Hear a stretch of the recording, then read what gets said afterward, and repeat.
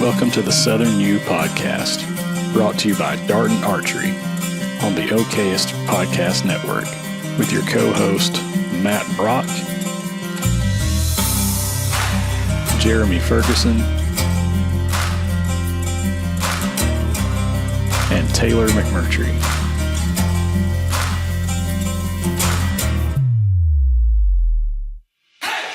If you're looking for all things land-related in the Southeast, you came to the right place. Whether it's real estate, habitat, wildlife, or just being outdoors, this is the place for you.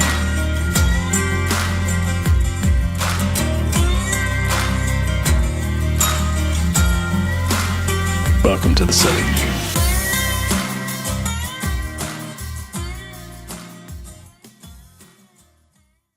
Hey everybody, welcome back to another episode of the Southern U Podcast, where we talk all things land related in the Southeast. I'm joined to my left here by the man. Actually, I can't do this intro. I almost did Matt's. Good Jeremy Lord. Ferguson, a.k.a. Fergie Ferg, real estate, cattle. Just all things unimportant. Yeah, just a general knower of things. And back by popular demand to my right, we have Uncle Corey, a.k.a. Cody Green. Almost said Corey Green. Yeah, Corey Greer. About the same. Yeah, almost the same thing. We answered everything. Just don't call me late for biscuits. That's right. And he's got a refuel on some pretty stout coffee, so he should be good to go for this episode. That made me happy. Yeah, We couldn't get started without it. I'm thankful that I'm not a coffee person. Well, if Matt was here, it was milk. And Yeah, now but I don't know he's if here, everybody can now see. it's coffee. You can see so. the whole 8-pack of I came with a reload. I came prepared. Yeah, I don't have an addiction, But you notice, but I just bring Dr. Peppers everywhere. they're the baby version. That's right. I don't drink the full bottles. That's right. 2 of my bottles just barely does equal 1 bottle. Yeah, keep telling yourself that. Oh, man. I like them too, so I've got a double There addiction. ain't no doubt about it. Yeah. That's right. Well, guys, we I guess before we jump into the topic at hand, we probably ought to do some shout outs if y'all think of Yeah. got a few. Jeremy, you want to kick it off? I got a couple. Give a shout out to Taylor Philpott and Jad. Sorry, Jad. I don't remember your last name. I'm terrible. I do remember it's Jad, Jadd, not Chad, but Jad with a J. Interesting. Okay. With Revive Outdoors. I spent some time with them, a couple hours. I guess it was last week now, but had a big time talking hunting. Just all things hunting. Really, we didn't narrow down on one topic, but enjoyed spending some time with those guys, learning more about what they're doing. And then one more little shout out to my buddy Mark Brenner. Cody and I spent all day with him yesterday, putting some sunflowers in the ground and putting out some pre-emergent, some fertilize, and Called you a minute ago. Huh? He did. Okay, Yeah. We trying to set up a meeting next week. But anyway, yeah. Shout out to Mark. Always a big help to us. Yep. Handles a lot of my groundwork, or I say it ain't my groundwork, our groundwork down in I guess the Birmingham part of the world. So if my clients that are down that way, he does a lot of that for us. So Good dude. Heck yeah. Uncle Corey, you got anything over there? I'm fresh. I've been thinking the whole time. Know me, I draw blanks. And shout out to Folgers. Yeah, I was about to say for saving the day. Yeah, shout or out Green to Mountain or whatever it is. Yeah, well, I ran out of the quote unquote. Good coffee. Yeah, good stuff. That's pretty good right there. That I juiced it up, so he should be Most of my stay awake for the whole episode. Kind of like Gerald, most of my shout outs this last week have been negative, so I'm not going to shout anybody. Not that I couldn't, but I don't want to go knocking on anybody. That's funny. Yeah. I think me and you both been kind of. I will give a shout out to not a sponsor, but probably someone that should be a sponsor. We'd be all for it. Shout out to Waffle House. Oh well, in that case, yeah. I mean, I can't think of anything that goes better with hunting than Waffle House. Yeah, that's our team's goal this year is to secure sponsorships from Waffle House and Charmin.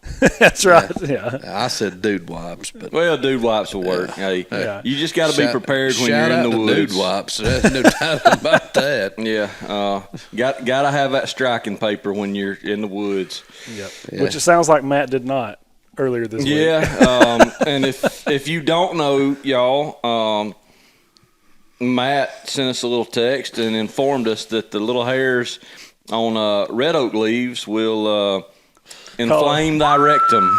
Yeah, cause some irritation. The punishment of the perineum. Oh, me. So So the things that you learn, it pays to be prepared. Yeah. Well, I had always heard growing up with old timers and even through college that Harry Mullen, not the common mullen. I don't know if anybody's going to know what that is, but it's nature's toilet paper. Yeah. But I was talking to a guy he's a plant guru, and I made a comment about it being toilet paper, and he's like, "Oh no, He's like, "You see them little hairs?" He said, "You wipe your hind end with that, and them little hairs is left." And he said, "You want to talk about a major irritant?" Really? Yeah. So I don't know. Look, I'm going to take his word for it. Tells you Corey ain't ever tried that one. Yeah, I go prepared, and I will tell you this: if you are hung in the woods and you do need nature's toilet paper, pick the ones off of the tree living. Yeah, that's the little dry, crunchy ones don't work. Yeah, I give you another little piece of advice. We're in Alabama. We're not necessarily in the out west country. Oh yeah, a good little dousing in the creek ain't never hurt nobody. That's it. Water is usually abundant. Right? Do the splash. I take a cold bath real quick before I wipe with something potentially gonna hurt me, because I know generally. I mean, let's not get too deep into this, but I don't want to get deep at all. Unless you get water out of a creek somewhere it really don't need to be, you probably ain't gonna get an infection from it. So just wash yourself off. Anyway, hey, that's a good way to start. That's a good segue into nature. Well, yeah, let's do the property highlight first. There you go. That way we can kind of clear our palate here. Cleanse mine here. Yeah, we got a nice. This listing is by Will Spear. Actually, a friend of mine actually owns this particular piece of property. Listed with Tut Land Company, but it's 43 acres. Listed on Tut Land's site as the Baldwin County Southern Woodland Cottage, y'all. Cottage, okay? We're not selling a college. We're selling a cottage. What we learning? Yeah. It's just outside Bay Minette, 43 acres. Property was built in 2023, 900 square foot home, 1 bedroom, 1 bath, and it is currently operating as a very successful Airbnb. So if you're down in that southwest Alabama region, you're looking for an income producing property, hit up Will Spear, and you can also go to tutland.com and find this listing. Heck yeah, man. And again, not a college. Not a college. A cottage. Yeah, I just need to gift that to Uncle Corey. You need a Baldwin County. Plenty of room to park the boat. Yeah. Down with that. Well, beautiful place. I've been there. Really, really nice place. Cool. Well, if you're in that neck of the woods or looking for something there, then you might want to check it out. Yeah, absolutely. This episode here, we're kind of on the very tail end fringe of turkey season, wrapping that up. And we had some plans to kind of do some other turkey-related content, and we still could at a later date. We may next time. We've been trying to get a guest on here, and just schedules hadn't worked, and it is what it is. But we may still try to get him up or get down there to see him next episode, if possible, to have a turkey season wrap-up episode. Yep. But for today, what we're going to do is this time of year, Jeremy actually brought a topic here a little bit ago, and thought it'd be a good one to cover because obviously, as everybody's noticed, it's springtime and things are getting green and everything's growing and blooming and pollen's everywhere and all that good stuff. But talking about how to control invasive plant species. In the South, it seems like because of, I don't know, maybe the climate or the soil types that we have here, or maybe a combination of all of it, almost anything can live here, it seems like. Yeah. There's a lot of stuff that was not native here that can survive here, and some of it thrives here and can kind of cause problems when you're trying to manage for, if that's deer, turkey, quail, whatever. Some of it's good, some of it's not so good. So, anyways, we're going to kind of spend some time talking to these guys. They know a thing or two about it and how to control some of these unwanted. We know a thing or two because we've seen a thing or two. Hashtag not sponsored. Only a thing or two, though. Yeah. That's right. Not three. Just one or two. I've messed up a thing or two. Yeah, no doubt. Speaking of, we're diving into these, and I want to start with Kogan grass. Be a good one. Oh yeah. Well, so what I was going to do, number one, is just what actually qualifies something to be an invasive species. Like, is it strictly just that it was not native here, and that's the only criteria, or is there more than that? No, it's just a non-native. Yeah, It'd be invasive. It's out competing, our native species, or can at least compete with and put some others out. Stress them. Native plant community. If we're talking about plants, and that's not the textbook definition. But you're talking about animals like zebra mussels. Yeah, we got all wild hogs. Yeah, we're not in Florida, but pythons be a good one. Yep. Or what do we have down there? Is it the boas? Is it reticulated python? I don't know. We need Matt for the snakes. It's big old, huge, long snakes that ain't supposed to be there. I'm pretty sure it's pythons. All the native wild. Maybe. I think it is. Reticulated python, maybe. I don't know. But anyway, we're talking about plants that generally, yes, we're trying to. I don't want to say eradicate because we're not going to eradicate them. It's not going to happen. We are just trying to control them on lands that we manage as best we can and promote the return of beneficial, native species. Right. But yeah, that would be a very there basic. Are invasive species that can be beneficial. Well, that's what I was going to get at too. Absolutely. It's not all of them are bad. So but if it's out competing something that's native that is equally beneficial or better. I mean, and one that people's minds go to from a deer standpoint is always privet. Privet gives deer a lot of cover at times and at certain densities. I was hoping he wouldn't say that. Yeah, and deer eat the devil out of it. But they'd rather eat some other stuff if it was there. And it smells good when it blooms. No, it don't. Look, no, y'all, it smells good, but it wreaks havoc. Okay, well, see, Cody says it smells good. Okay, and I want to quantify why I say it don't. And privet and honeysuckle are what wear me out. Okay, it whoops my butt, but. I don't talk to a lot of different women. It's my wife and a handful of friends. I'd hope not. But every one of them, I want you guys to actually guess at what they say it smells like while it's blooming. Dead fish. Nope. I don't know. I think it has a not unpleasant smell. A certain je ne sais quoi. See. All right, so my little close circle of friends, including my wife, and one of them may have said it, and they all just agreed, and that's what it smells like from now on. You know how group mentality is, but they all say it smells like semen.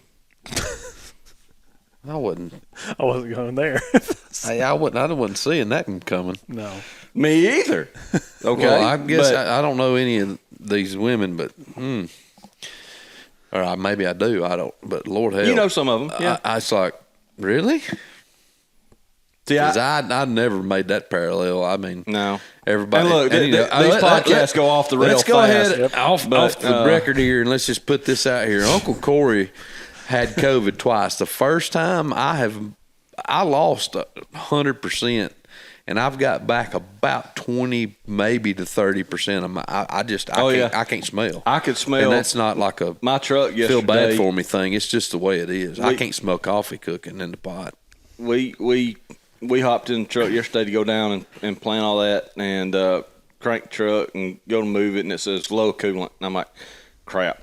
So we tear off and we go get coolant, put in the truck so we can leave, and we're driving down the road and get almost to McVille Road. And I look at Cody, I'm like, you smell coolant? And he looked at me and goes, I don't smell nothing. It really hurt my feelings. Okay. I noticed that I probably did have the big COVID when I was at the cabin.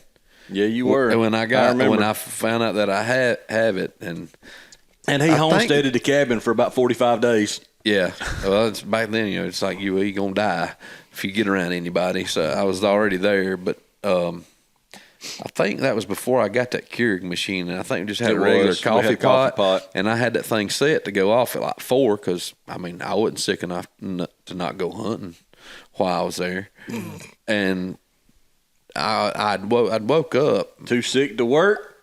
Not sick enough to not hunt. I'm going hunting anyway. Right. And really, there's a fine line. He was actually on vacation. I think that was the first. Give him a hard time. The bigger flat screen TVs that was bought in that period. I was like, yeah. Speaking of the one y'all left over there, is dead. Is it? And the subsequent TV that we bought is dead. Yeah. Dude, what's happening over there? Y'all's, I don't know. I don't know. The one y'all's bought, I don't know if lightning got it or what.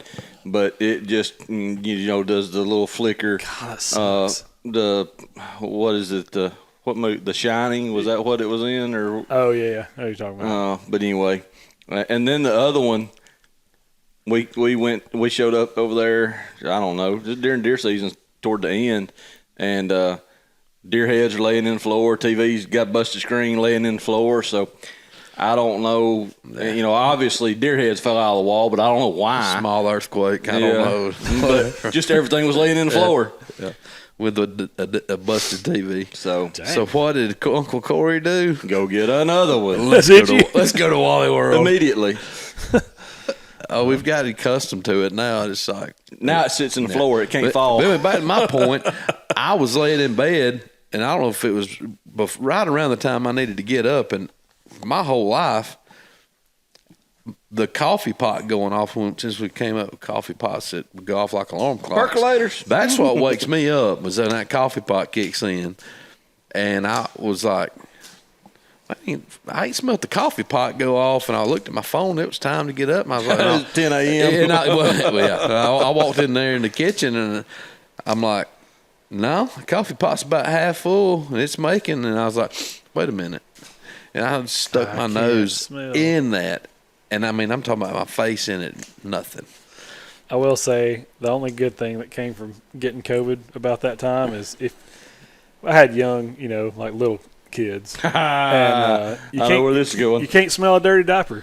Yeah. So, hey. So they just walk around crappy all day. If you you need clean? Oh, okay. If you have to change a diaper, it's like, I'm probably a little more willing to change them now than I would normally be.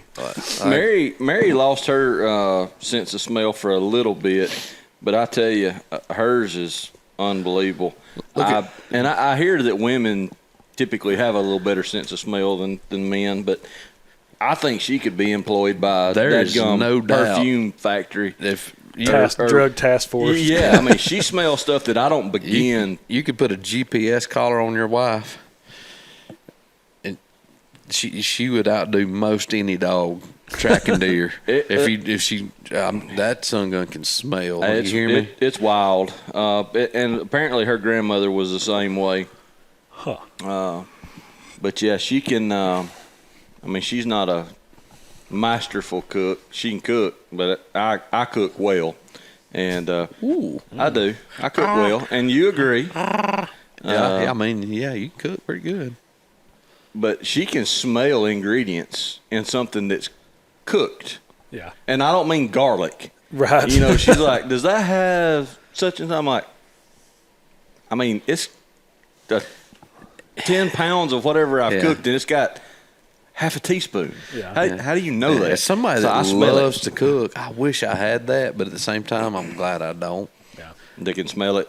Because I mean, it's just it's the things that I smell now are the things that I don't smell, and other people are like, oh my God, and I'm like, Yeah. man, no big deal. I keep the windows rolled up, riding up and down the road on him, and he never knows it. That ain't no lie. I'm like, your eyes should be watering right now. Croc does. Gag a maggot. Oh, man. Well, But let's jump in. we'll try to get them back on the rails here. All right, so you said that, there's more to an invasive than just being a non-native, that it's out-competing native species. Mm-hmm. So what are some, I know you already mentioned privet, but what's another common invasive that is causing problems across just kind of our area of the world? Yeah, one that everybody knows is kudzu. Mm-hmm. A very common one for us in the deep south that everybody knows about is Kogan grass. Mm-hmm. But once you get away from coastal community, I think even up the East Coast has got some in places. But it's primarily deep south. But now we have patches of it I would say all through North Alabama and into some, even a little, more north than that.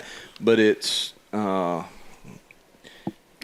moving it around as humans by not doing our due diligence or don't know what it is and getting in it and taking seed or taking roots and then putting them somewhere else. and you it can takes kill off. it and get rid of it with timing and spraying and all that, but it's you see it's a lot. I'd say south of Birmingham is where you Well, I think they've totally almost given up on Mobile and Baldwin counties. I don't know that the state or the counties even fight it anymore. They just I've noticed now where they're not in places they're not even spraying the interstate sides anymore. Well, there wouldn't be anything left if they did. Well, I mean that's and it's just going to come back. You're right. So it's don't want that in your green field. We'll just say that. So, and I don't know if I'm got my facts straight here, but was kudzu not brought here intentionally as a way to feed cattle? Was that not? It was as an erosion control agent. Yeah. And if I look, memory come and go, but if I remember correctly, a lot of that was assisted with Auburn University to bring it over here. Kudzu was right. Yeah. Kudzu, and look, I know people that have, Lord Almighty, they've dug up tubers and moved it and planted it in an area that they felt like they could control it for deer food.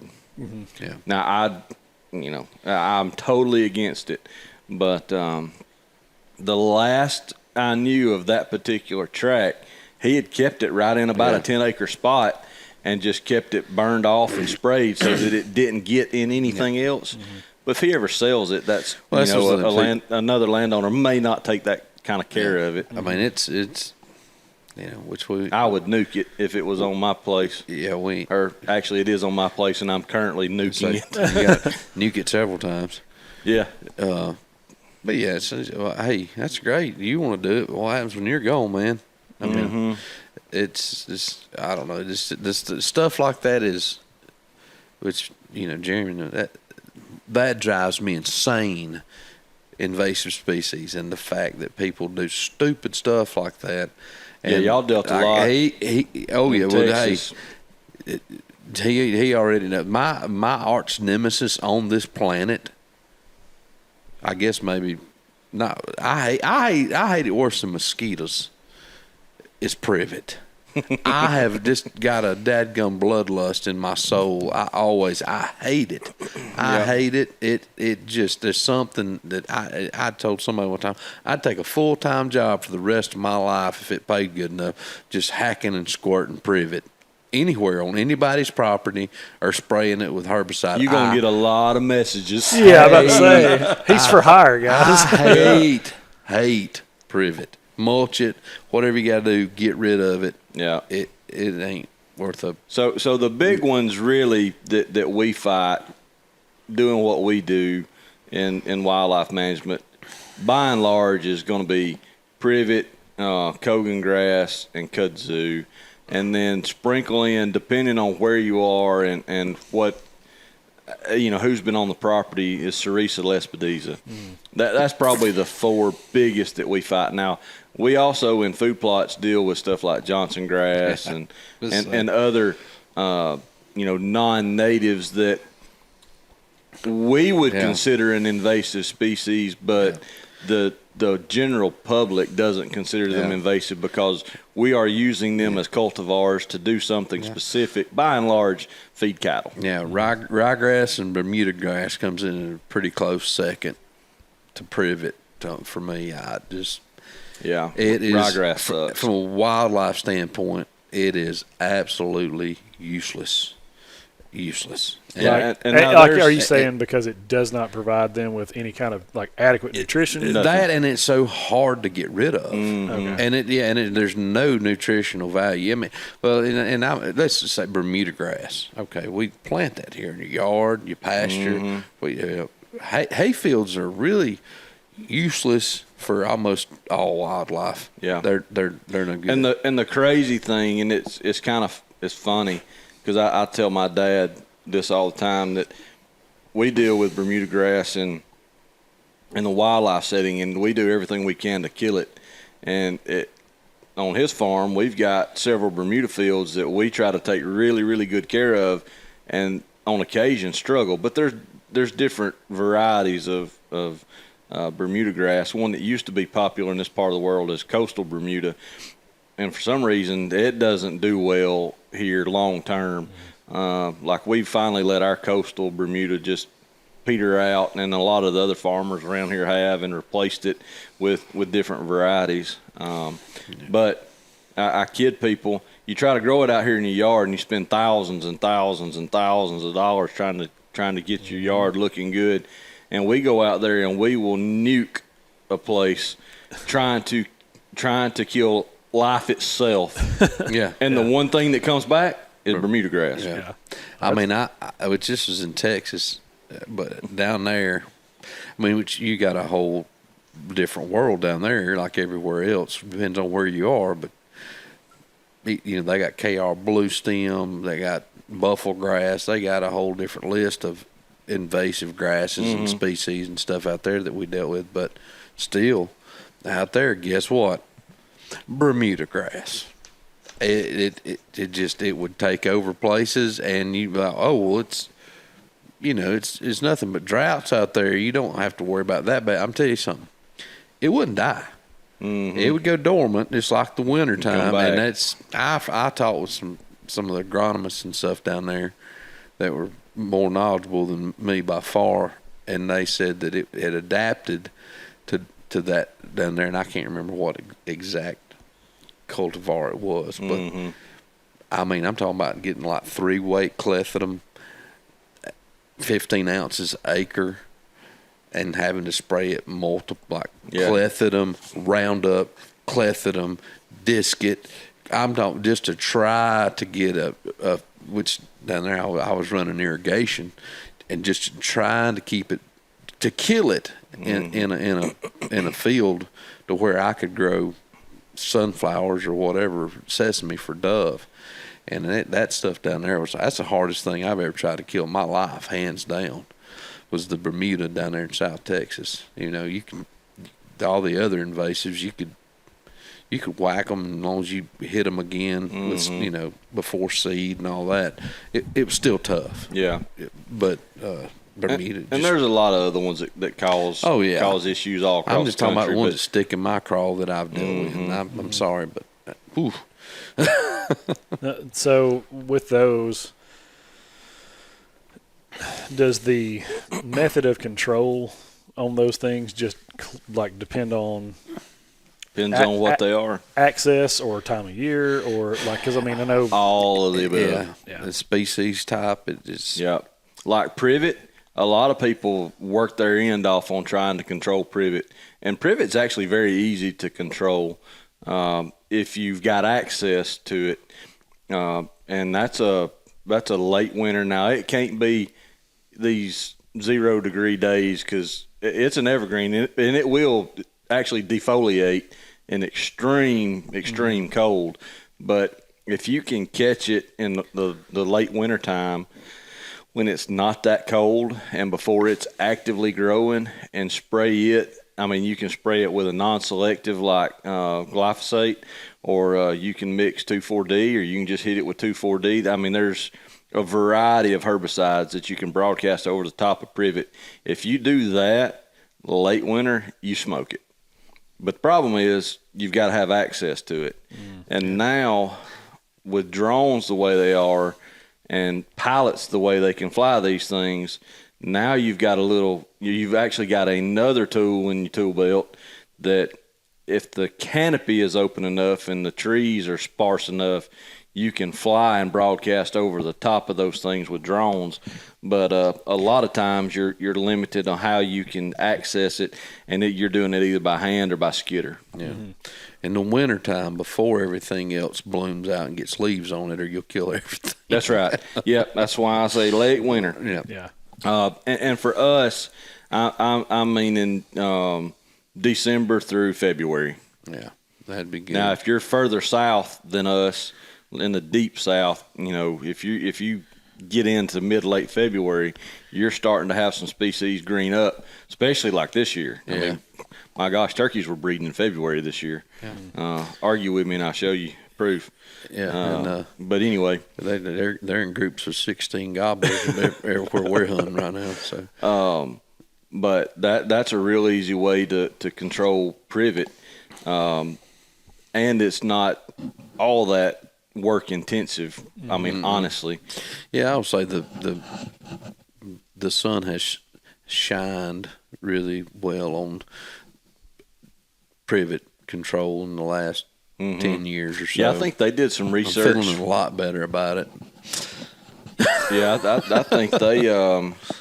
I think there was some research conducted on using fire, even on big privet. They had crews that were going through with torches and just getting that stump or stem of the privet to a certain temperature where it pops and it kills the cambium and being real effective. Now, that's labor intensive, but there are certain areas that like a bottomland hardwood forest that is dense enough that you can't get drones, can't get helicopter. You don't really want to put skidder in there.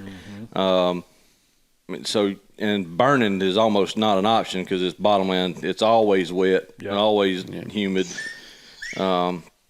But they were going through there and having actually really good results that way. That's what I was sitting here thinking. Like, I mean, it's not enough land here to quote unquote manage at the house here, but Slab Creek runs through our property. Well, my entire property, every inch of it at the creek down there is just covered in privet. And I'm sitting here thinking, therein lies my hatred. You couldn't burn it. There's no way there's no way you could get a skid steer in there. I mean, you definitely can't get one across the creek to the other side. I don't know how you know what I mean? I'm just sitting here going, you can't fly a drone there. It's too many trees. Yeah. Like, I don't know how you would do that. You just have to take an ATV with a high pressure pump and spray it. Yeah. And that's what we did. We I'll leave the city out. When we first started business, we were doing anything and everything that we could do to make a living. And I've had a commercial pesticide license for a long time, and had a municipality in North Alabama call me and like, hey, we found you on the list that can do these type projects. Can you come up here and look? And it was actually the municipality had I guess some type of use letter from the wildlife refuge system, U.S. Fish and Wildlife, to where they could utilize certain acreage of a refuge. And but we ended up spraying, and the only thing we could get in there that was low impact was four-wheelers and side-by-sides. So we went in and high pressure pumps with ATVs and just broadcast that over the tops in the winter. And of course, obviously we had to play by the rules with U.S. Fish and Wildlife, but I mean, just one application, U.S. Fish and Wildlife followed up and did, a survey of what kind of control they got, and it was over 90% control that we got with one application. Yeah. So, and that's me. time of the year I've had matters. a few tracks in the past few years that I have burned. Excuse me, intentionally in the growing season, and it was mostly low line areas that had a lot of privet, but it also had a lot of fuel, so it held a lot of moisture. But I waited in the summertime till it got really hot and low humidity, which is you got to be careful. You got to know what you're doing. You don't have many of those days either. And I smoked. So, that's one of the deals of you shouldn't be able to kill privet that big. Well, when it completely canopies out a timber stand, and you got enough fuel that has built up over several years, and essentially it was timber stands that were neglected. But by gosh, heat can't get out. I smoked it, and I didn't hurt the trees, didn't hurt anything except mainly briars and privet. And man, they're calling me down there now going, man, tell you what, them turkeys and deer all in this stuff, and that privet's crumbling, falling to the ground. I'm like, yeah, but if you don't keep it burnt, it's going to be right back, or spray it. But that's something that's not really in the couple property, that's not in their budget to bring a skidder in those places or something. But anyway, you can kill it, like I said, getting it good and hot, but you got to really be in tune to doing that. So what effect, I want to talk specifically about hunting, right? So what effect do these types of invasive plant species have when it comes to hunting deer and turkey? Like, what kind of negative impact or what kind of problems does that create? Ingress and egress. It depends. Yeah. But that would be my biggest. I have a ingress and egress. I've got a theory for deer specifically, and it's the good old boy, country dude, not a biologist theory. Let's hear it. All right. So everybody's going to make fun of me for saying this, but I have said for a long time, one of the reasons that it's so hard to kill mature deer in Alabama and in the South in general, Mississippi, Georgia, whatever, where privet is like prevalent. There's a lot of it. On pressured properties, especially, they don't have to show their face because it doesn't get cold enough down here generally. Like you said, hey, eventually, if it gets really, really cold, then it'll drop. But deer can just hang out in that thick stuff and eat privet. Let me and never show their face. Yeah, let me. And that's why it's so hard. Let me bump your point. You said they don't have to show their face. Let's just take another step, folks. They can't show their face because it's so cotton picking thick. Yep.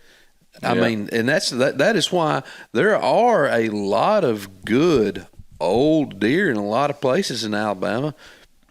They'll never be seen. Because they got that kind of habitat. Or you get a picture. You get one. But it's just like I just said. What did I say a minute ago?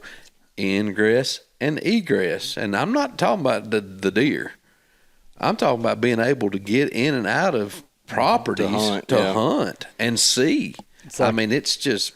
And that's why, like, again, I know we've talked about this several times, and I'm not going to bring up old stuff, but we've talked about the comparison of hunting like the Midwest versus the Southeast and how those are different worlds and for a lot of different reasons.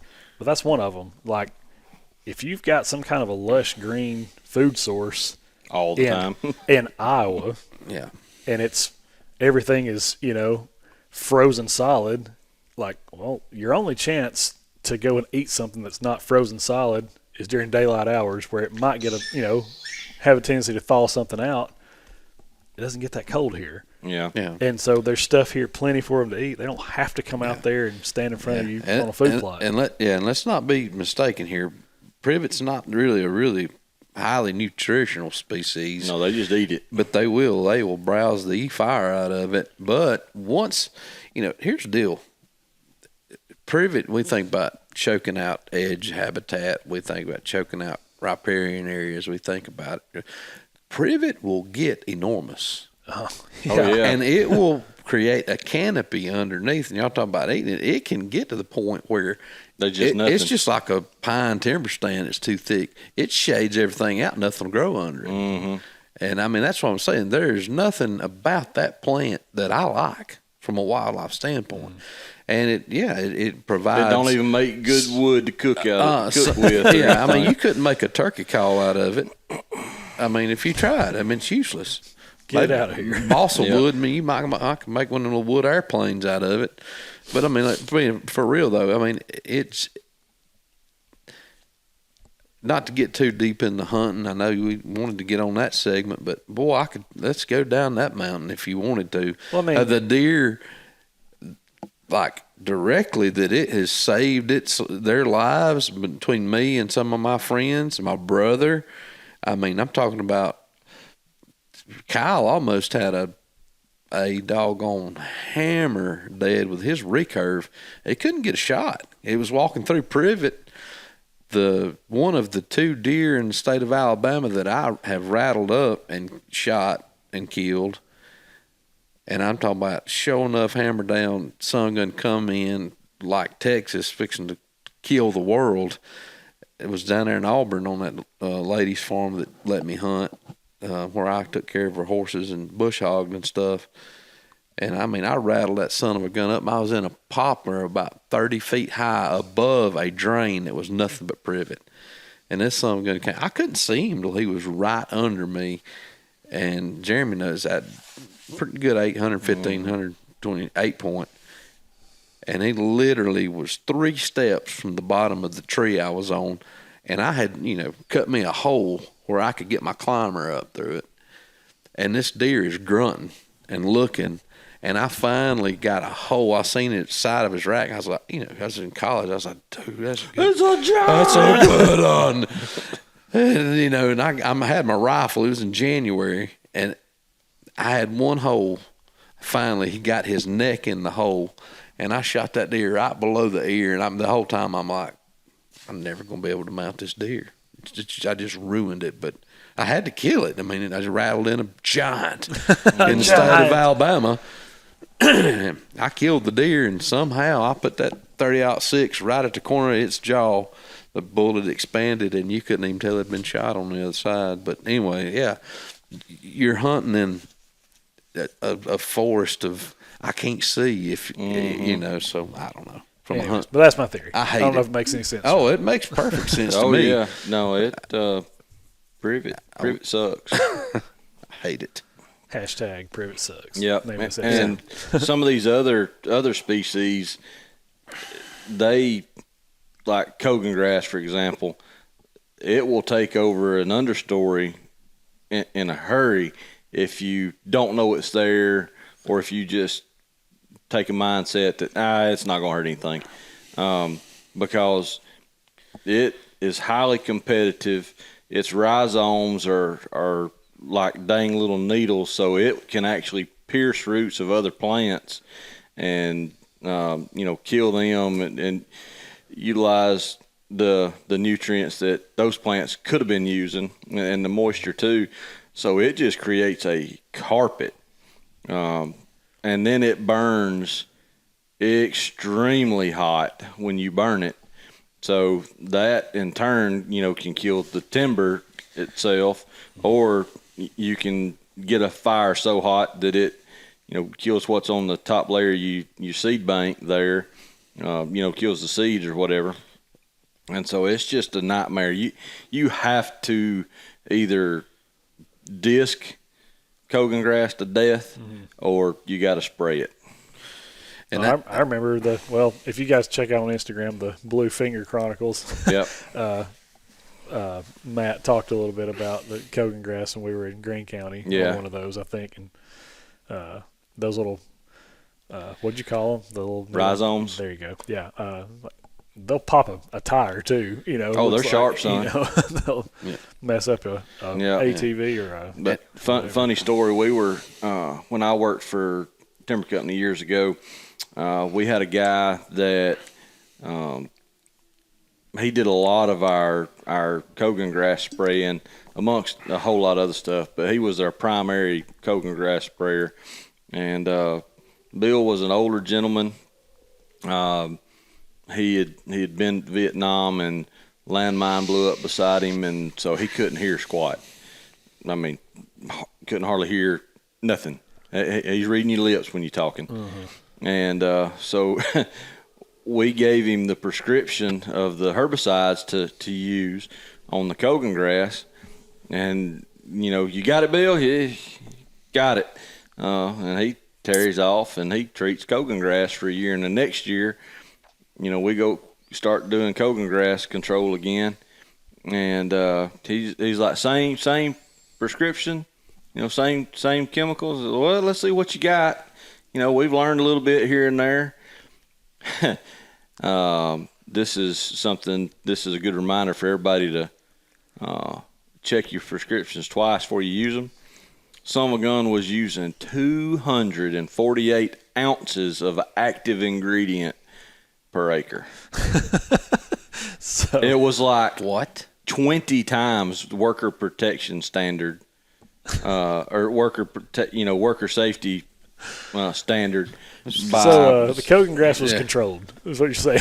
Oh, yeah. I mean, yeah, and everything else. Yes. Yeah. But he killed all the Kogan grass. Yeah. I'm sure statute of limitations is up. Well, heck, the company don't even exist anymore either. So good luck with that, EPA. But, but yeah, I'm talking about smoked it. But repeated herbicide treatments, and sometimes you can get little small spots that haven't been established a long time with one treatment. Generally, you're going to have to hit it 2 years in a row with herbicides. I got you. And look, there's plenty of information out there on what herbicides to use on all these. We're not going to give out prescriptions. You need to learn to read the label, people. Yes. Don't go by what somebody tells you on Facebook. Trust me, I've read whatever a million else. of them, and I still go back and read them again because I can't remember half of them that I ain't wrote down. But just read the label, and then if you have questions, you can ask. And there are qualified people on social media, but you need to make sure they are qualified. Yeah.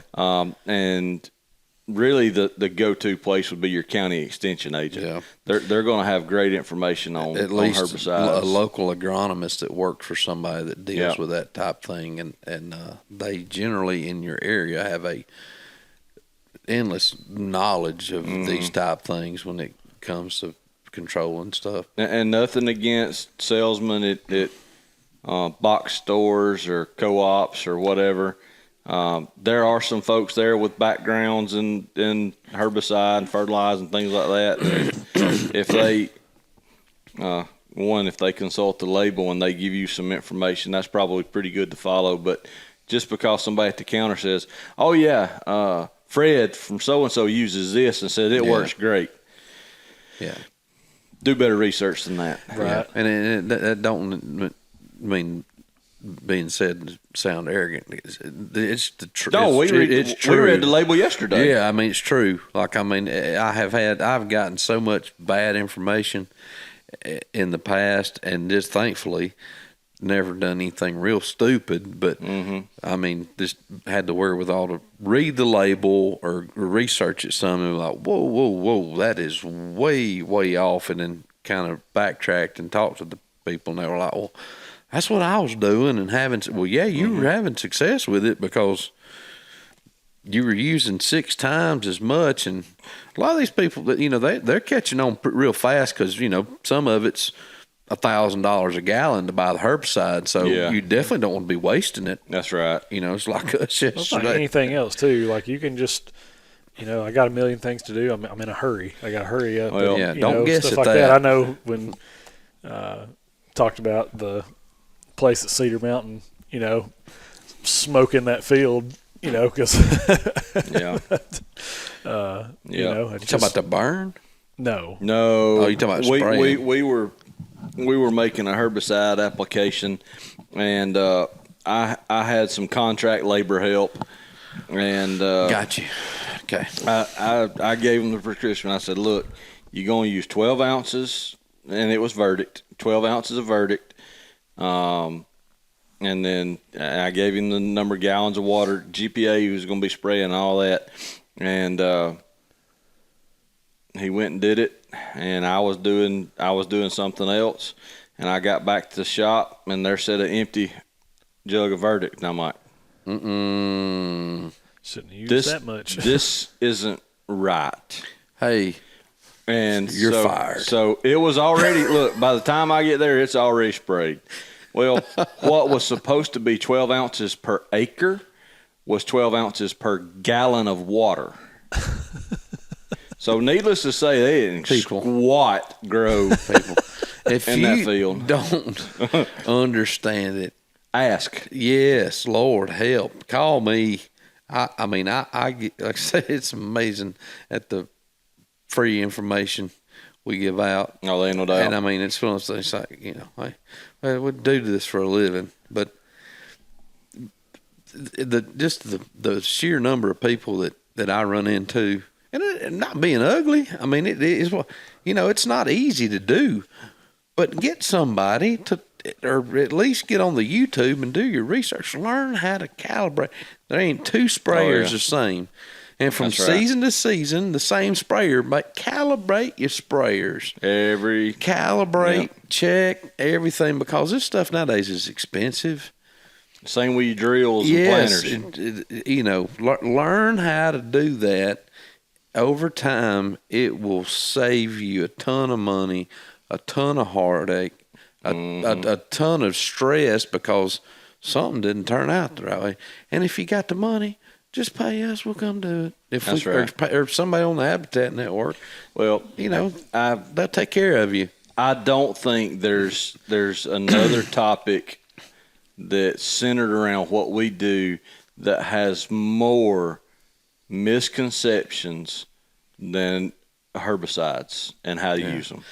Yeah, I mean, it's like, well, you know, we put that's Roundup about 2.5 ounces to the gallon.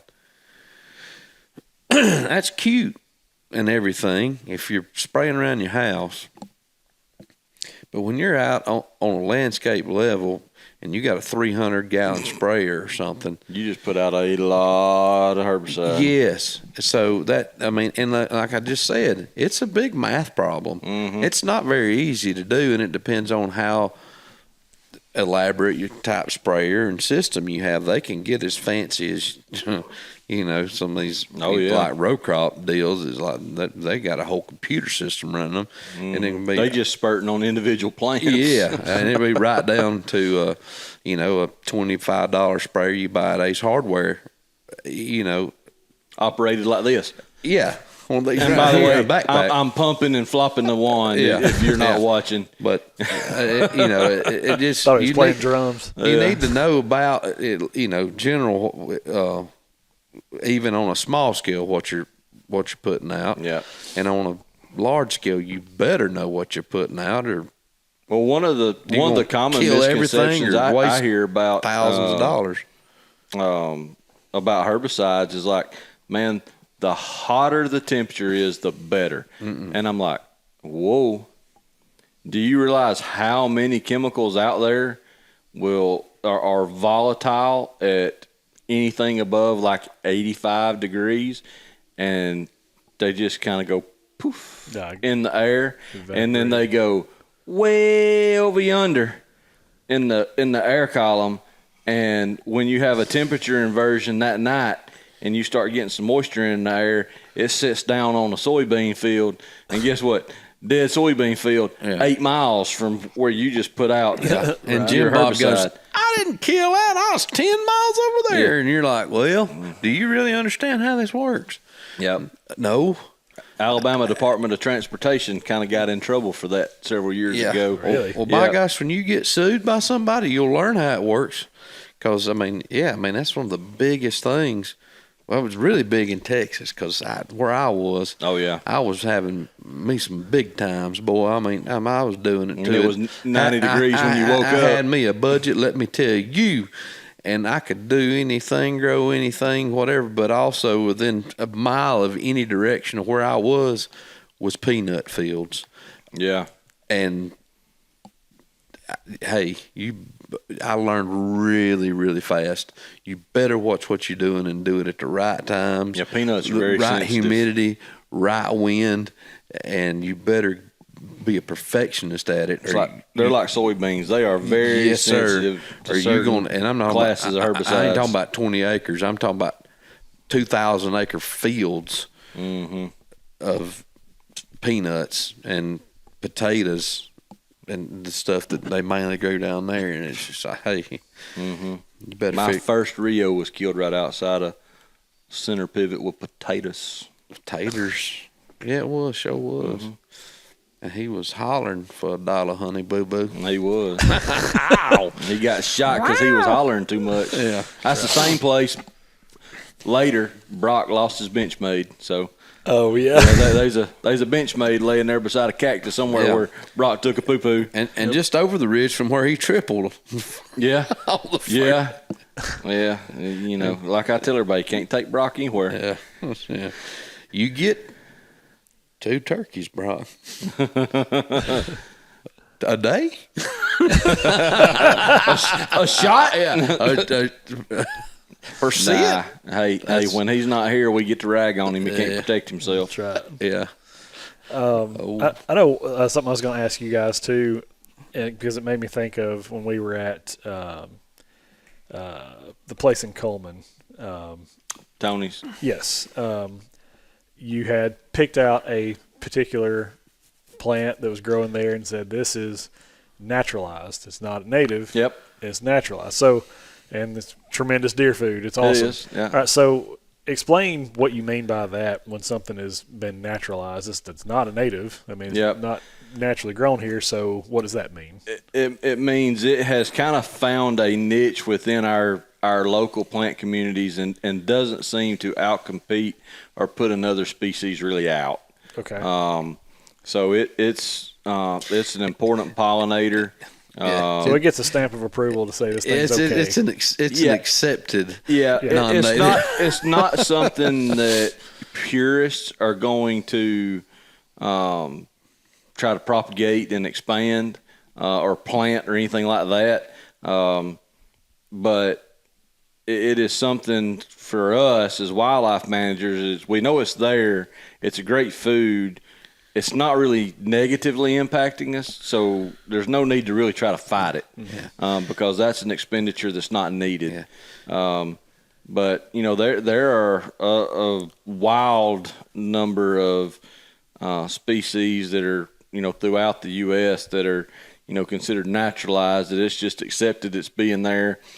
Quote unquote, it's not hurting anything. The native habitat purists are going to disagree with you. But that's okay. We can have differing opinions on that type of thing. I think on our level, you got so many other battles to fight. Yes. You're not going to pick and fight those battles with a plant that's really not hurting anything. It's kind of helping. You're going to go kill privet. Yep. We have that. What you're talking about is vervain, and we have a patch of it growing outside of our back door at the house, and my wife will not allow me to cut it down. Like, it looks like crap. Just right outside the back door, growing around a telephone pole there that's coming to the house, and it's just eat up with vervain in a 5-foot circle around that pole. And the number of songbirds and butterflies and other pollinators that are coming to that, it's just unbelievable. Yeah. And she sits there on the porch and watches it. So, yeah, nothing wrong with that. Yep. No, there's definitely worse things. So, yeah. I would love to weed eat it and get it a little cleaner, but that's for my eyes. That's the pleasure of my eyes, having things cleaned up. Yeah. And really not. I've had some experience to the with detriment of other things. Yeah. Right. So, do you want aesthetics or do you want wildlife? Mm-hmm. There is a fine balance that can be found, but there's a lot of people out there that are more worried about the way things look than the way they need. But it's those same people that go, man, I want all these turkeys and deer and my wildlife to thrive. And I'm like, quit mowing that 10-acre field with bush hog 3 times a year. Okay, well, then you don't need to have a horse farm. You know, they just don't go together. Okay, Right. I think most people have the image in their head of like, this has to look like a Park. manicured golf course Yeah, or something like that's- that. That's in order not what for it to be wildlife want. right. Well, and see, a big part of that is our fault from I'm going all the way back to a management from a government type agency standpoint. Our state parks should look like good wildlife. They shouldn't look like places that we go to strictly recreate and play in the grass, okay? Yeah. They want to keep all these things maintained because they don't want people getting ticks all over them and chiggers and snakes and all this. These parks should be left wild. You know, the campground should be the campground. Yeah, maintain it. But everything else should be grown up and managed. There's no either ecological with- management yeah, that with I know fire of or something else. on hardly any of our state parks. They're getting better. Like they burned Gunnersville the last 2 or 3 rotations instead of doing so much bush hogging and stuff like that. Yeah, but what, every 15, 20 years? Well, that's what I'm saying. They've changed it now to where that's what they're doing. Yeah, well, it's I won't forget seeing that place on fire. I guess it was last year. We had been burning somewhere, and I rolled across the mountain and hit the river bridge, and looked up, and I was like, "Holy crap, that's a big fire!" And they were burning state park off, or a big chunk of the state park. Yeah. so I was unaware of that. I mean, It was a tremendous issue when they happened. But the best thing that happened to that park from a wildlife standpoint and a habitat standpoint was when the tornado hit it. Oh yeah, it laid down a lot of trees. Yeah. and- It had gotten to be, air quotations here, old growth, closed canopy, gigantic pine trees just everywhere. but it's getting to be that And way there's- again. It's getting there. The only thing that They is need to start recently, cutting some timber. well, they don't. Have you? I hadn't been down there. The Lord did it. All pine the big beetles? pines are dead because of southern pine beetle. And Yeah. there's a lot of sunlight hitting the surface now. Well, that was a lot. I mean, there still is a lot of deer down there too, and Too many. I There don't, yeah, I used to don't, be I too don't know many. how really they could have all, other than I guess people feeding them by hand, stuff like that. I don't know how they can really become healthy without those trees. They coming can't down. because the stuff you feed them by hand's terrible No. for them. Yeah. When, Saltine crackers don't do a whole lot for deer nutrition. Yeah, when I've talked about it before. When I was with the department, we shot deer out there for herd health surveys and all kind of different things. And part of it was to reduce the population a little bit. Yep. But they had a hunt this time, didn't they?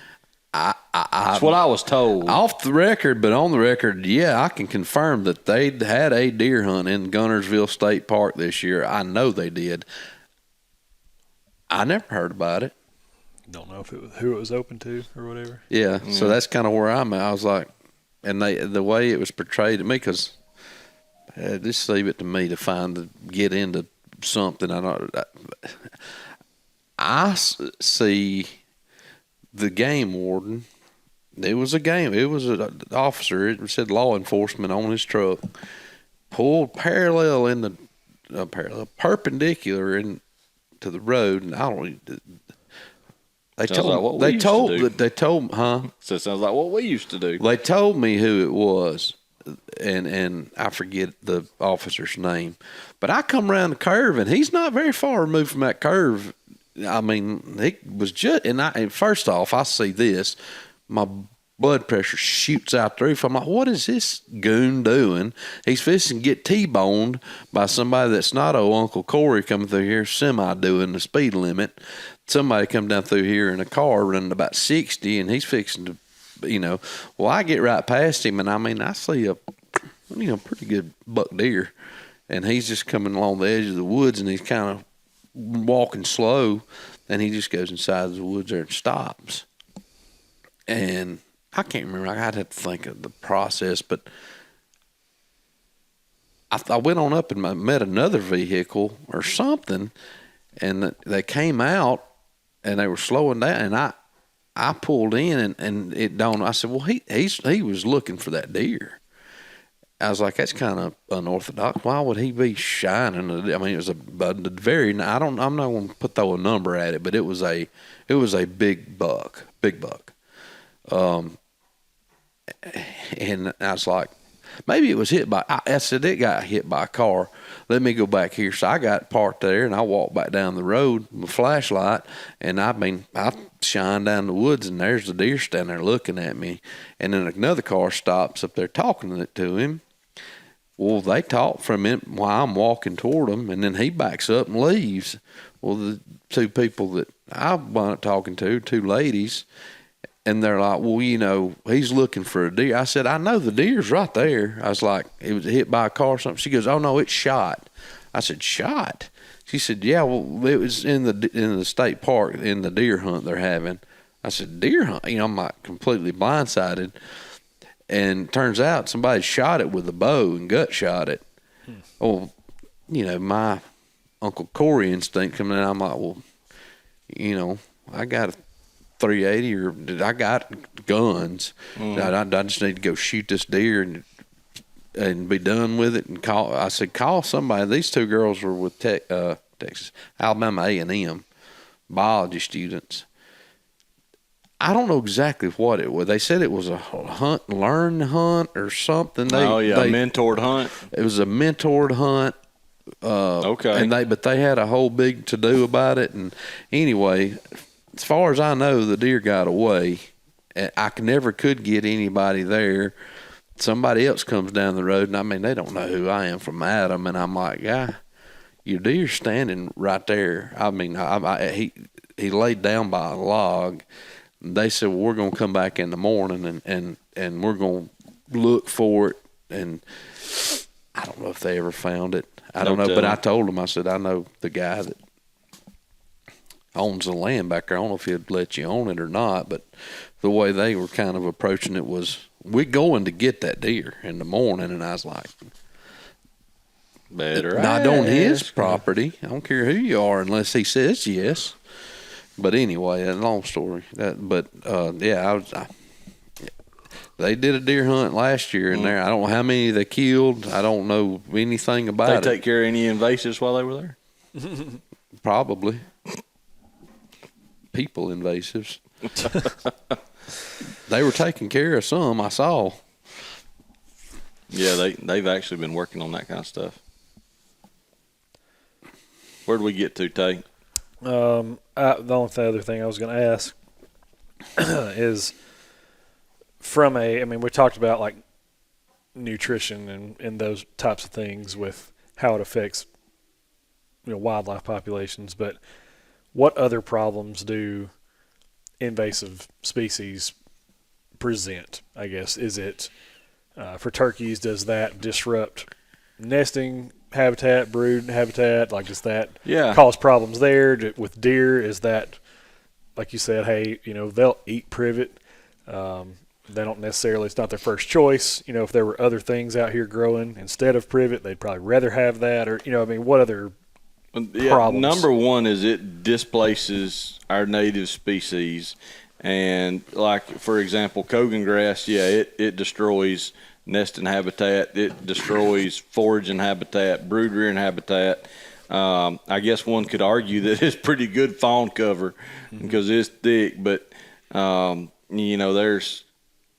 it's just not anything that we need. Privet, as Cody talked about, once it gets a certain size, it shades everything out, and it can get so many stems per acre that it's just so thick that even sizable rack bucks, a little spike 4-point can run through it. But these places that deer, they really can't get through it. It's so many stems per acre, that it looked like those little agility courses for dogs where they weaving back and forth through them sticks. I mean, that's the only way to navigate find places that kind of where stuff. there's trails like that. They've had to pick out their route through It's just there. weaving. But yeah, I mean they outcompete a lot of the really beneficial native stuff that we have, and that is the biggest issue with. And we've been talking about the main ones. There's a whole lot more. I can't fathom to think. Russian olive. There's been there's whole books written on it. I know. And we're just scratching the surface is something for everybody to think about. A good example of what you just asked is Sericea lespedeza. Like I have not had to try to control Sericea a whole lot in my career. And so I'm in a Facebook group where I was asked, what have you guys done that you've been able to get a good handle on Sericea lespedeza where it's not just completely widespread yet? And it went down through from it started out this is how we've treated it to it got all the way down to the point, well, why would you want to kill it? It's great rabbit cover. It's good for quail, yada, yada, yada. And I'm like, well, wait a minute. So, okay, it might be good cover for something. Yeah. But to throw out there that, hey, it's great for quail, which is right the opposite. I mean, it's been researched numerous times that, it's a heavy cedar. And you would think those little seeds would be great for quail and other songbirds and turkey and things like that. But especially from a quail standpoint, they'll eat that seed, absolutely. They'll gorge themselves on it because it's readily and available where it's at, and quail, utilize it for cover. But they're not able to break down that husk, so they're not able to actually digest what they're eating. So they actually lose body condition, and then their reproductive rates go down. So while people think, well, yeah, man, we cleaned all these quail and we checked what they were eating, and, man, they were just eating that stuff up. Yeah. Well, then you're hurting your quail. Yeah, it's kind of like human eating corn. Yeah. Well, I'll fill my gut up with it, but ain't doing me much good. Yeah. Correct me, I don't remember, but it is my brain. Was that not introduced by somebody for quail? Cattle. Was it cattle? Okay. Well, best of my recollection, it was. We've utilized it heavily through the years. I know for cattle production or forage. Yeah, I know. But it was also heavily used in the erosion control from mining. Strip mining, surface mining. Sericea was? Mm-hmm. Seems like a poor option. Well, it was just in the mix of a lot of other things. So if you go on to a older reclamation site, it's absolutely I know. Yeah. It's absolutely eat up with Sericea. Mm-hmm. And it's another one of those plants that it's kind of like Kogan grass. If you get in it when it's reproducing and it's putting off seed, you can carry that seed on a side-by-side or on a four-wheeler, on other equipment, bush hogs, and you can spread it around. Mm-hmm. That's really how Kogan grass has gotten up here, is from mowing equipment and logging equipment. Yeah. And then I don't want to just put it on those two. Hunters are carrying it all over because they get in it and don't know what it is. They hunt down South Alabama and they come up here and they wash their stuff off, and boom, you've got a patch of it up here. Yeah. I know different regions of the world, but in the part of Kentucky where we're talking about off camera earlier, went on the elk hunt, there's autumn olive up there everywhere. Yeah. And at least talking about Iliagnus. Is that Russian olive? Yeah. It's this stuff. You would see black bears laying on their back, swatting the limbs and letting those things fall off where they can eat them and stuff. But at least to my knowledge, that was introduced in an effort to feed elk when they were reintroducing elk there. Now, I don't know if that's true or not. That's just kind of what we were told when we were up there. But I would figure that it predated that. it may have, but I would estimate that with the type of mining activity that part of the world had, that's where we were. That too. it was more of a soil stabilization bush than it was for a wildlife food. Mm-hmm. And same thing, like Lespedeza bicolor was planted and used to be popular plant, and so did autumn olive. Mm-hmm. And it was from a sparsely used wildlife food or a windbreak or cover. Yep. You know, they'd put little patches of it for escape cover for quail to get into. Yeah. This is in big woods. Up there is just roadsides. Yep. I mean, it's just down, and so that's what it does. It gets on the edge, kind of like privet, and it just absolutely takes over. Yeah. But if it gets enough sunlight, it will start working its way through that stand, and it will dominate the understory. Mm-hmm. Yeah. I forget which. I mean, it was everywhere. Yeah, and I've seen properties where people intentionally do that as a buffer so people can't see into their property. And boy, you talk about get my blood boiling real fast. Well, it's because those are generally the people that know better, and they spent the money to do that. Yeah, and it's just like somebody going and buying. You think about the easiest way for those stuff to move, those type species to move, especially those that produce a berry. Mm-hmm. Birds eat those berries, or whatever animal eats those berries. Goes a mile over there, takes crap. Boom, you got another plant. Yeah, and it just spreads from there. And I forget, I can't remember if it was Barber WMA or the old Butler or what. They had a big effort to, I think it was controlled bicolor. It could have been Russian olive, but I think it was bicolor Lespedeza that had gotten. It was Lespedeza. Gotten out of hand over there. And then, this was before my time with the department years ago, but they introduced what they thought and what it was supposed to be was our local cultivar for partridge pea. And ended up, I've got some pictures somewhere that I used in a slideshow talking about making sure you have the right local cultivar. Well, it was some kind of partridge pea, man, that got huge. Ours gets 8 inches high. Yeah, I mean, deer might let it get a foot tall. Yeah. But this stuff, they were running through it with a 130, 140 horse tractor, and it's all the way up to the top of the hood. Dang. I mean, just a whole field of it that they're trying. And it was just. That's partridge pea. Yeah. I mean, it was wild at how tall and thick that stuff was. And Bill Gray was the one that gave me the picture, and I was like, that looks like partridge pea. And he's like, it is.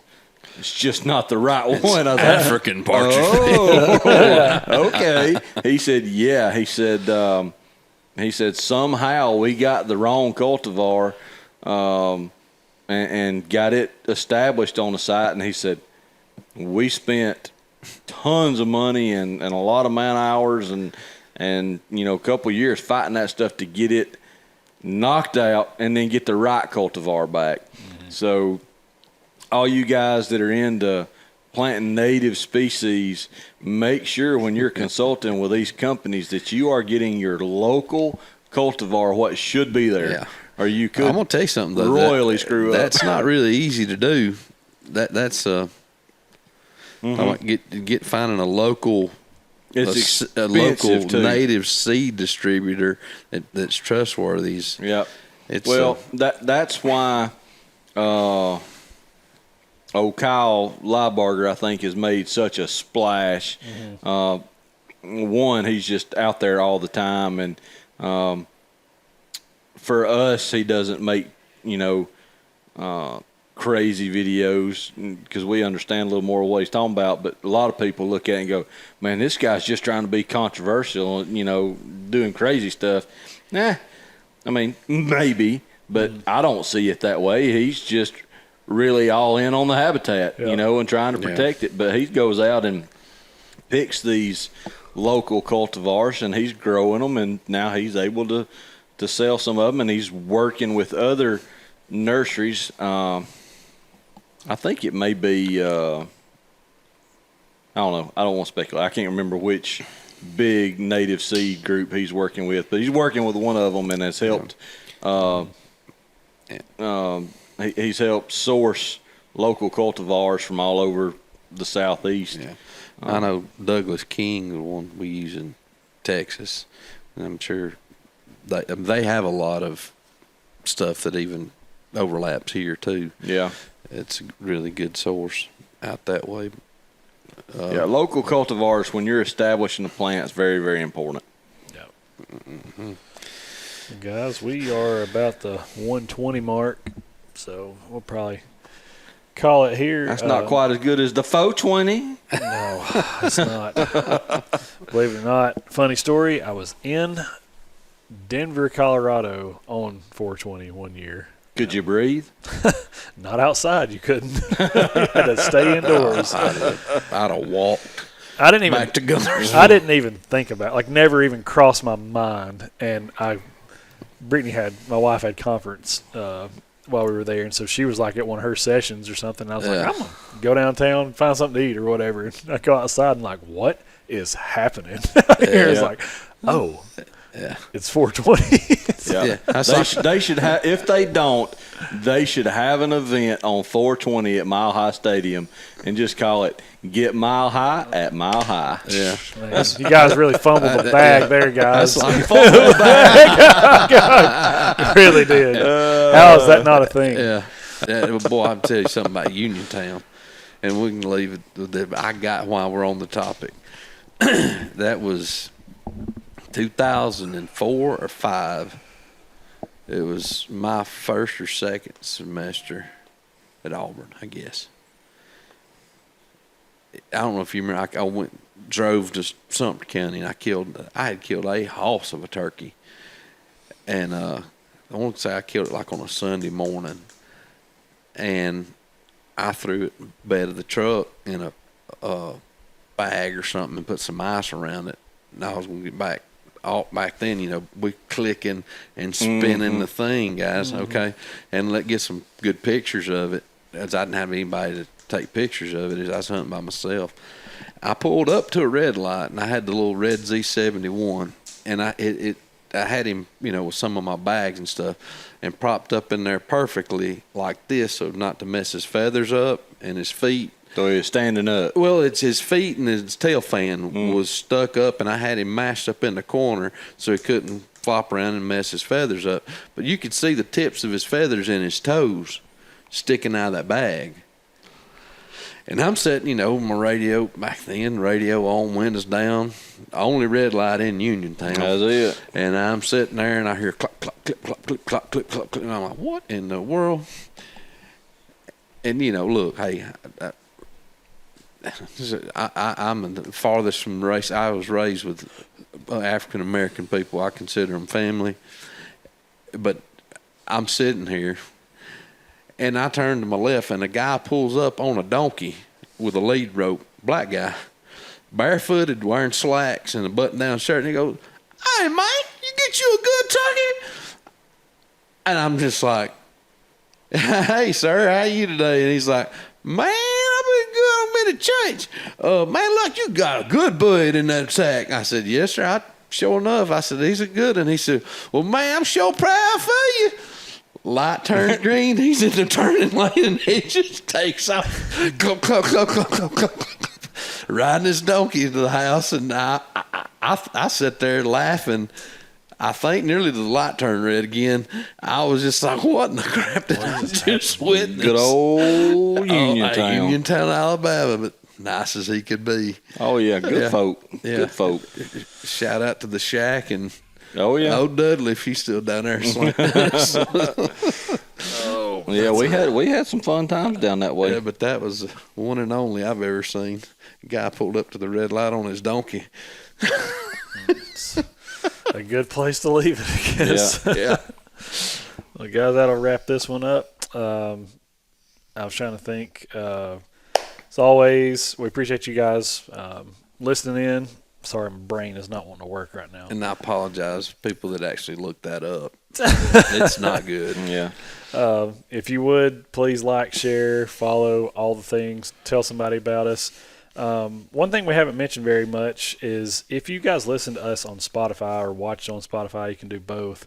Leave us a review on there. It helps us out a ton, and it really take you about 5 seconds to leave us one. And obviously, we'd prefer it be 5 stars, but if not, just leave us a review anyways. Yep. And I'll tell you what we'll do. We need to we need to start upping some comments and shares. If on Spotify we get 10 reviews and 5 comments, there you go. We got some stuff to give away. Yeah, we got some stuff coming. And I'm glad you said that, by the way. Those of you who have ordered merch from us, we apologize. We kind of had a little mix-up with our apparel company, a.k.a. me.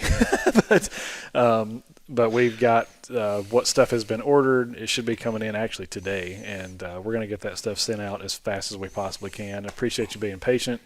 We should have already had it done, but a lot of moving parts around here. So, yes, too many moving parts right now. Busy. Other thing is, if you have not already, please go check out the Habitat Network. Mm-hmm. If you're not familiar, real quickly, it's just a network of wildlife professionals that span across the whole Southeast. And if you live, whatever, maybe you live in middle Florida or something like that, and you need someone to give you a wildlife consult or help you with some burning or some thinning of your timber or whatever, chemical applications with drones, stuff like that, we have professionals literally across the whole Southeast, and we're adding to it every day. Jump on there, see if somebody is near you. You can actually look it up and see what professionals are in your neck of the woods. Yep. And you can reach out to them directly from the website and make contact with them, get hooked up. And these are people that have the academic background and the experience. They've got the credentials. They know what they're talking about. Mm-hmm. So we've vetted them, and there's more people applying to be professionals every day. Yep. And if you're not a subscriber to the network, it costs $45 for the year. We try to keep that cost down as low as we can, but this stuff costs money and all that kind of stuff. But if you'll go ahead and subscribe, it gets you a couple different things. Gets you access to, obviously, the network of professionals, but you can also get access to a private Facebook group where you can talk to these professionals and each other. You can send pictures, ask questions, all that kind of stuff, and everybody's kind of in that private group. And we do some monthly live stream sessions where you get to participate in those with some of the professionals, and it's just a pretty cool deal. It's starting to kind of pick up some steam here lately, and we're pretty excited about it. So check it out, thehabitatnetwork.com. And that's about all I got, y'all. Yep. Yep. We got What's the weather? 1 or 2 days left of turkey season. Yeah, in Alabama, it's the 6th, and it ends on the 8th. So, yeah. Yep. So me and old Uncle Corey going to try to go give it one more try tomorrow. Yep. We might give it 2 tries, but so we depends got on tomorrow and Friday. Yeah, it depends on what the weather's going to do. I don't care what it's going to do. I'm going. And if you're not, you need to be getting your spring plantings in the ground. Mm-hmm. We wrapped up our 2 biggest ones finished yesterday. Yeah, dove season will be here before you know it. Yeah, and if you that's a great little segue there. If you got question on dove fields, you need somebody to plant them. Yep, how to plant, what herbicide prescriptions you use to keep those things clean, reach out to us. Yeah, and doves are not just about planting. There's a lot more to it than that. Yep. We appreciate you guys, and we will see you on the next one. Out.